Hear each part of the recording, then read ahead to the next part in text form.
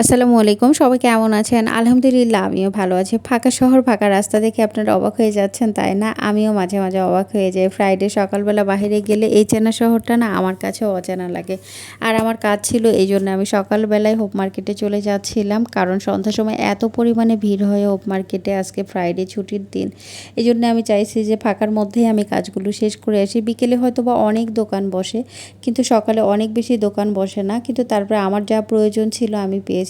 এই গরমের মধ্যেই গিয়েছিলাম, যে বিকেলে এত পরিমাণে ভিড় হয়। আমি নামাজের আগে কাজ শেষ করে চলেও আসছিলাম। কিন্তু একটা কথা কি জানেন?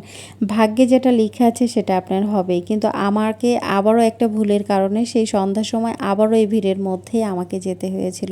তখন একটা কথা আমার মনে হয়েছিল, আসলে ভাগ্য যেটা লিখা থাকে সেটা কেউ খণ্ডাতে পারে না। কথাটা কিন্তু সত্য ছিল।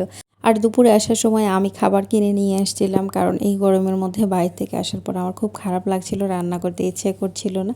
আর বাইরে থেকে খাবার কিনে এনে খেয়েছিলাম। সবাই ভালো থাকবেন। আল্লাহ হাফেজ।